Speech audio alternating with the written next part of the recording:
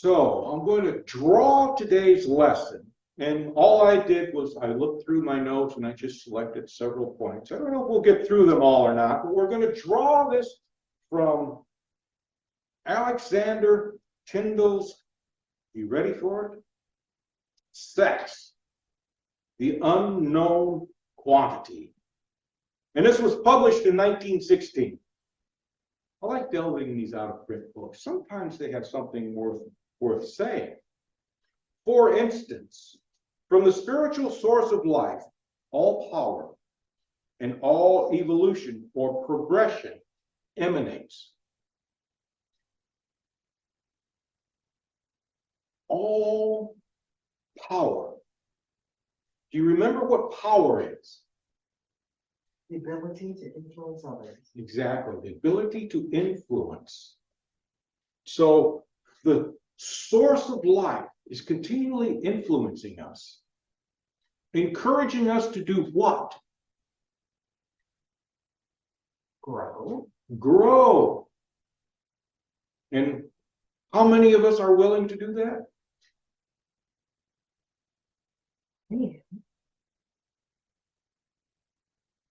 Yeah, okay. How about you, Sandy?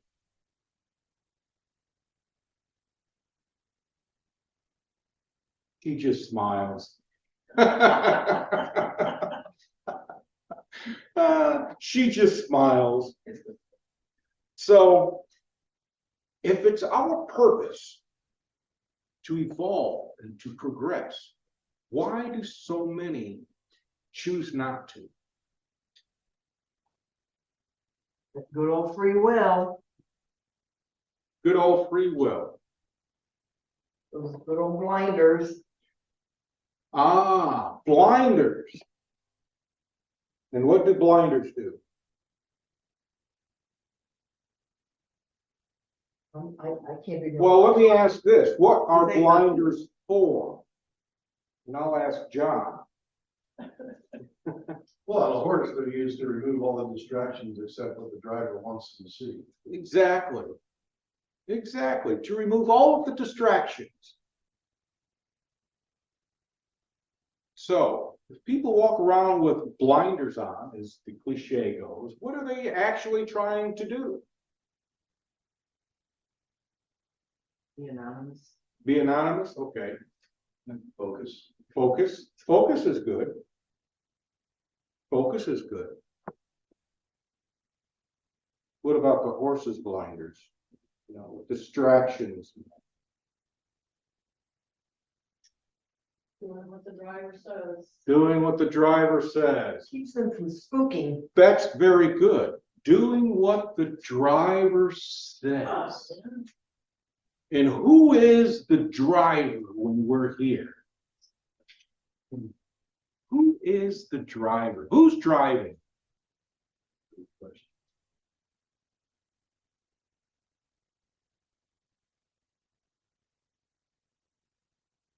Any thoughts, Samsung? Who might be driving? Who drives us?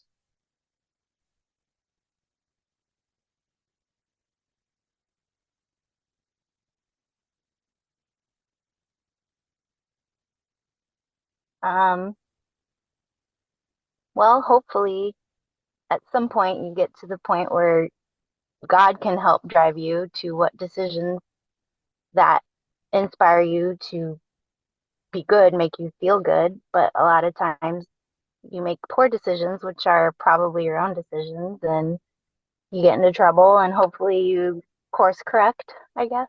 I don't know. Course correct, that's good. I like that you put that you get to the point. Hopefully you get to the point to where God can influence you. But up until that point, yeah, we may be making our own decisions, but who or what is driving us? Outside influence. Outside influence. Anything in particular? Oh my gosh, there's so much. So everything. Honestly, yeah. Social media, friends, family, Exactly. school. So we're driven by all these distractions, all these outside influences. And when we put our blinders on, what is happening? We're still driven by those distractions and everything. We just don't see them anymore. Out of sight, out of mind. That's often a good thing. Unfortunately, where is the divine?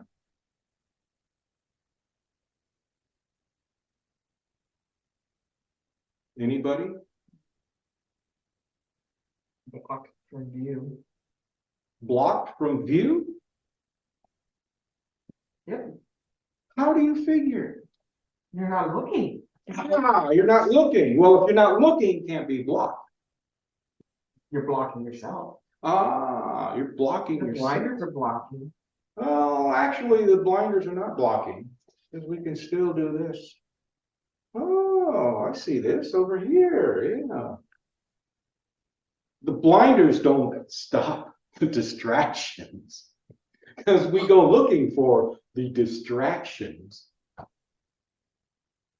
The blinders, I don't know what the blinders actually are doing for us. But from the spiritual source of life, all power, all evolution, all progress emanates. Where is the source of life? Where is the spiritual source? This is a good opportunity to present a mirror.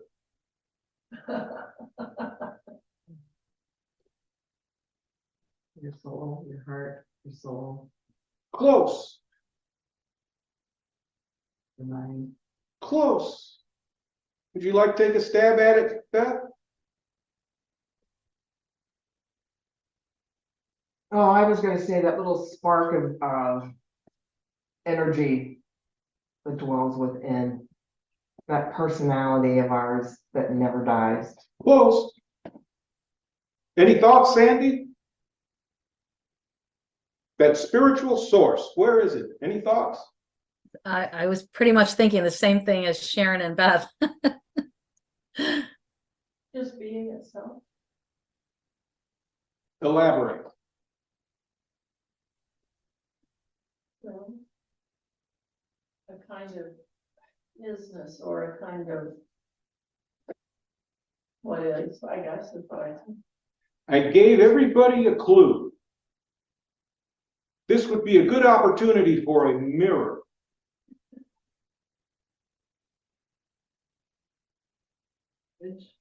You're close. You are the spiritual source. From you emanates power. From you emanates evolution. From you emanates growth. From you emanates all things.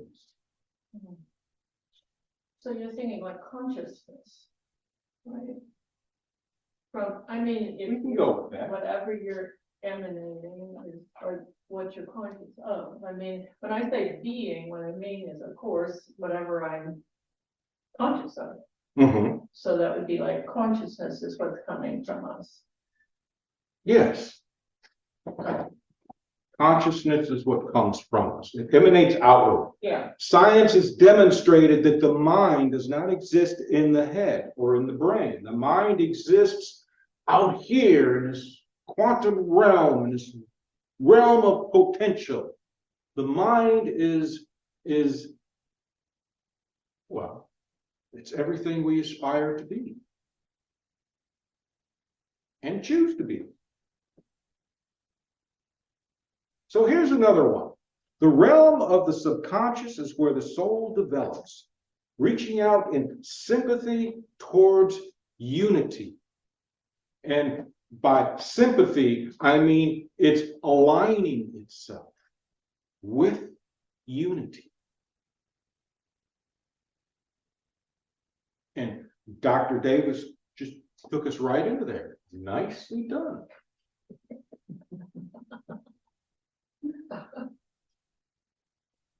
And what is the subconscious about? What are we taught that the subconscious about? Does doesn't necessarily make it right or anything, but what are we taught about the subconscious?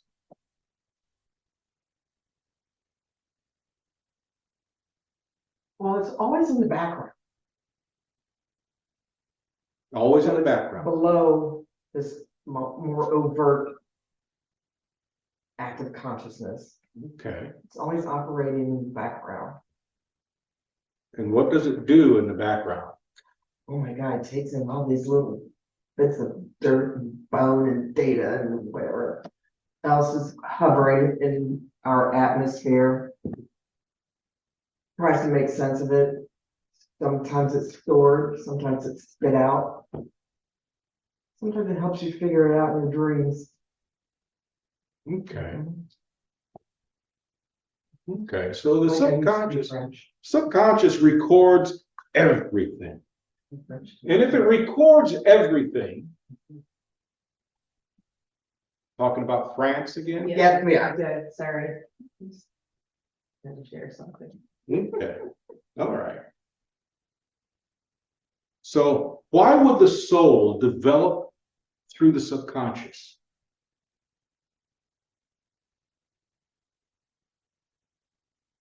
Any thoughts? Subconscious does what? First memory records everything. Records everything. Okay. It records everything. So what could be happening with the soul? Learning, growing. Learning, growing, exactly. That's where all the meat is, not the dust and dirt and bones and everything. Why not? Most of the dirt and everything is in the consciousness because it's loaded with what? Garbage. And what does garbage do? Oh man, look at that. Somebody knocked their garbage down. Smack right into somebody's rear end. It distracts us.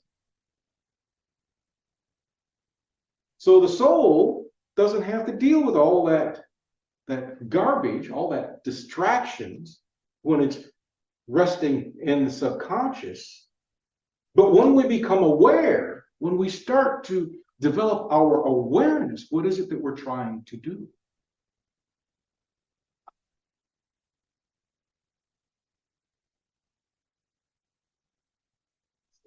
The soul reaches out in sympathy towards unity. Keyword unity. Any thoughts? Haven't heard from you, John. Processing. Processing, okay. Okay. How about you, Dr. Davis? I see you snickering over there a I lot. am not, that's not. I wouldn't be offended. It just tells me you get it. Okay. Because I snicker a lot too. I see that. Awareness, you say what awareness develops, did you say that? The soul. Reaches out. Why does the soul develop in the subconscious? And then from that, what is it that when we start becoming aware, what is it that we try to do? Well, I probably get this wrong, but my thought is that we start to create what we are. We start to grow and create more and more. We start to, that's what I want, enhance, but that's not what I want, expand. Something like that. Okay. We create, and that's what the soul does. It creates. Therefore, once our awareness of it begins to develop, our mind, our soul, however you want to put that, begins to expand. Expand, yeah, that's. Because we are emanating all this power and everything. Emanate. See, we learned that in the first one. All this emanates. And when we start to become aware, we're trying to connect mind, consciousness with soul. And when we bring those two together, which typically occurs when we meditate, Yes? Sounds good. It sounds good, so I'm gonna run with it. So meditation helps us to make that alignment. And what happens the more we meditate? How the easier it gets. The easier it gets. Until one time you wake up in the morning and it's, whoa! This is better than being stoned.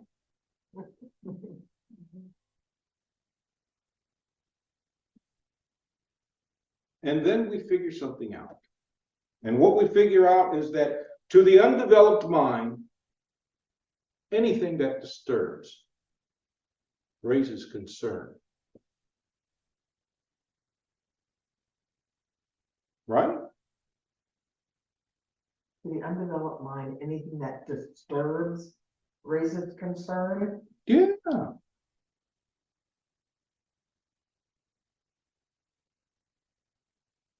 Well, yeah, if you look at it like a birth defect. Growing in utero, something is not right and in utero can malform, developing bundle of cells.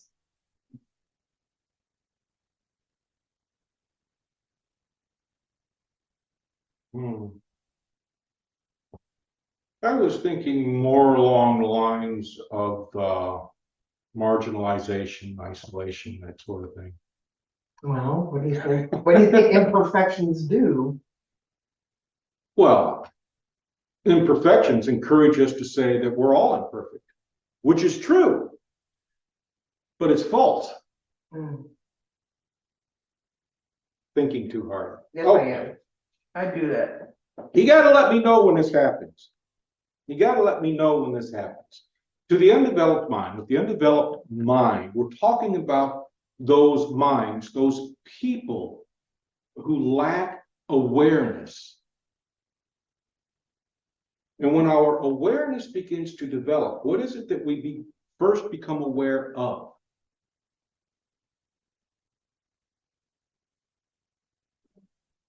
We become aware of ourselves. Yes? Yes. And when we become aware of ourselves, do we become disturbed? Sometimes. Sometimes. I know I was. I couldn't believe it. Oh my God, Philip. Is that how you are? You know what's nice about disturbance? It encourages us to do what? Change. Change. So we began with power emanating from us. So when we become aware, when our awareness begins to develop and begins to expand, what are we doing?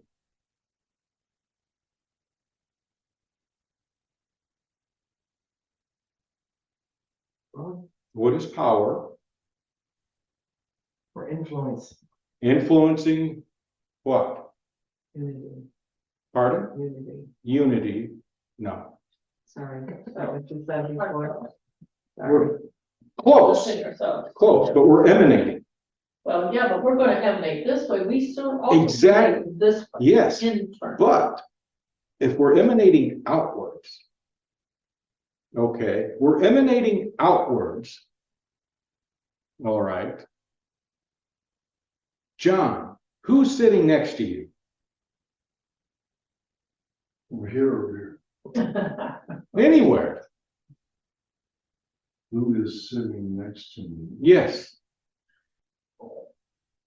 How's that for a trick question? Yeah, they all are, actually. Without getting too deep, that would be Dr. Davis. And you would be correct. And if your awareness is expanding outward, what are you doing to Dr. Davis? Okay, interacting. I also receive. Exactly. Exactly. Or simply put, influencing. Does this make sense to you, Sandy? Yes, and I think the emanation is a connection. And we have, when we start to develop this, we sense the connection. I think when you're not, you don't have any idea, you don't have any connection because you're so closed that you don't really have a connection with anything around you. When you let yourself emanate that way, you envelop so much more understanding. And that's everything. The understanding is everything. I think. I mean, I only kind of look at it as the world today, and that's where we are missing is being able to embrace the understanding of one another. That's anyway. You got it. That's good. Thank you. That's good. That's good. Does that make sense to you, John? Yeah. Just yeah. Mhm. Okay. Reminds us of somebody, doesn't he? Yes. What?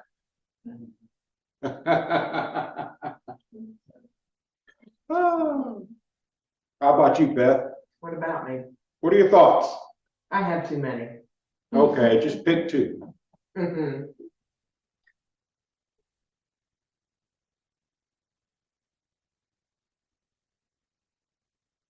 Well, thoughts about what? Because we've been discussing a lot. Sure. Does it make sense to you?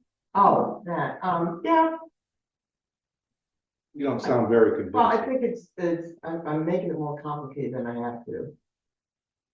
So. I'm good at but that that's- too. That's my tendency, you know, sticking to it. Okay. All right. How about you, Sharon? Does this make sense for you? Yes. Mhm. And Samsung, does this make sense for you?